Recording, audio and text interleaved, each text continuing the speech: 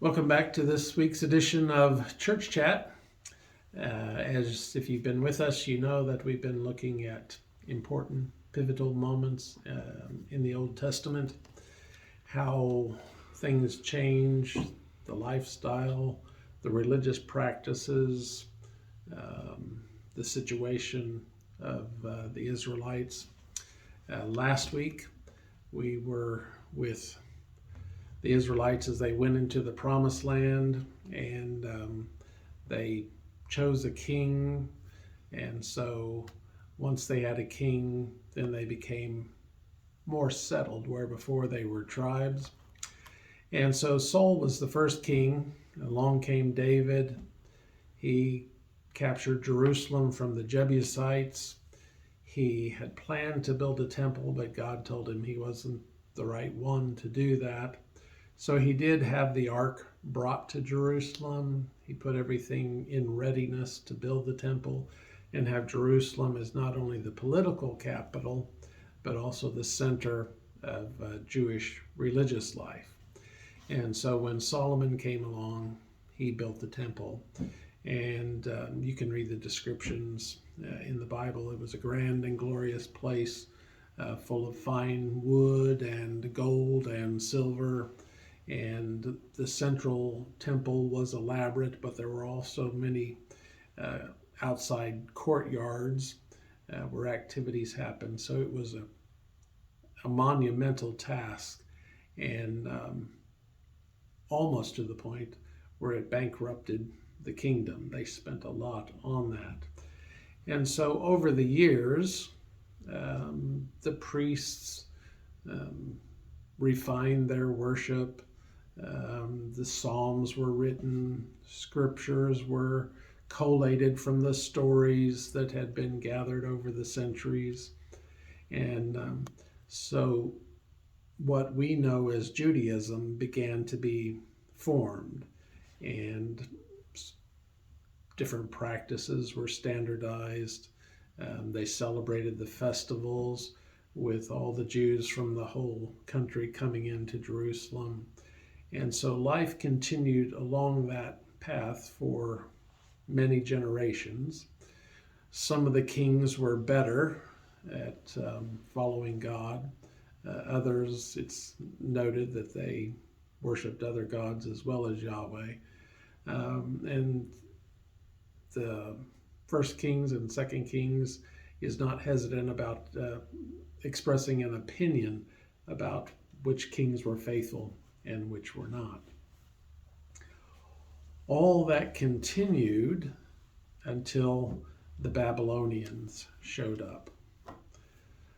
Along the way, there was a civil war in Israel. The northern kingdom split off. The Assyrians came, took over the northern kingdom, but Jerusalem was still intact. The temple was still intact until the Babylonians showed up. And so that's my pivotal moment for this week, is when the Babylonians, led by King Nebuchadnezzar, show up. They take over Jerusalem.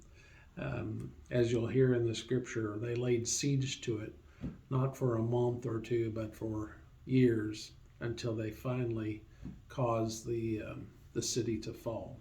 So I'm going to read to you from 2 Kings chapter 25 down to about verse 7, and it kind of sets the scene for the fall of Jerusalem.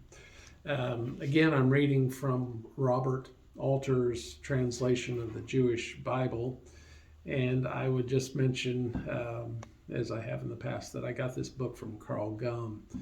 He passed away on Monday, and we will miss him.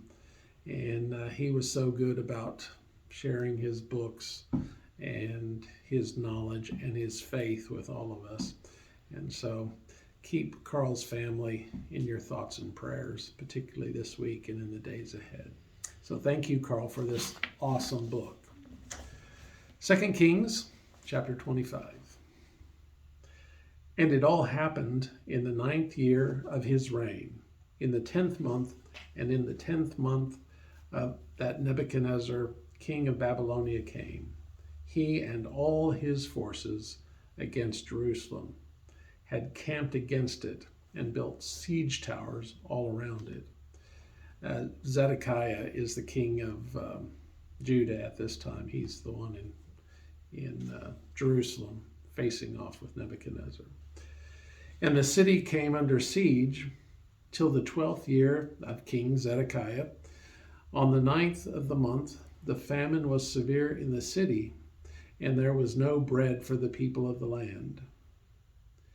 In the 11th year of Zedekiah, in the 4th month of the 9th day, the city was breached. And all the commanders of the king of Babylonia came and sat in the central gate. Nergal-Sarzezer, Samgar-Nebo, Sarshkamim, the chief eunuch, Nergal-Sarzezer, the chief magus, and all the rest of the kings of Babylon's commanders. And it happened when Zedekiah saw them and all the men of war, that they fled by night through the gate between the double walls, which is by the king's garden. And the Chaldeans, that's the Babylonians, were upon the city all around. And they went through the Arabah, and the Chaldean force pursued the king and overtook him on the plain of Jericho. And all his force scattered from around him. And they seized the king and brought him up to the king of Babylonia at Riblah and pronounced judgment against him. So from that time on, the Babylonians sacked the temple, destroyed parts of the city, knocked down the walls, made sure they couldn't defend themselves in the future. And they carried many of the wealthy, the powerful, the educated back to Babylon.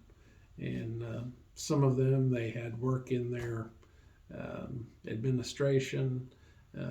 Some they let set up households and farms outside the city. And so for 70 years, not much happened in and around Jerusalem because the priests and the educated folks had been carried off to Babylon. And in Babylon, they set up a Jewish enclave where they kept their faith going. And so this transition is where all worship in the temple stopped, and they were struggling about how to live their faith, what their future held, and until they were allowed to go back, which is our next transition. They were trying to figure out why God let them be taken over, why he let Jerusalem be destroyed, why he let the temple, his throne, his symbol of his presence among the people, why he let that be destroyed. And so next time we'll see as they come back how they try to recreate the kingdom that they had before. I had intended to have one more week where we got to the New Testament, but we're going to end in the Old Testament because Lent is almost upon us, and we're going to delve into a Lenten devotion.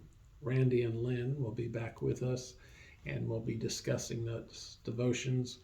We will have those available for everyone who wants them. You can pick them up at the church, or if you call us or email us, we'll mail that to you so you can participate through church chat. And I hope that you will join us in 2 weeks as we begin our season of Lent. It's about compassion and the compassionate Jesus. So I hope you are staying well and anticipating spring. There's supposed to be snow coming in, but the flowers are starting to peek up through the ground, and there's a scent of spring in the air, so hopefully it's not too far off. Stay well. God bless.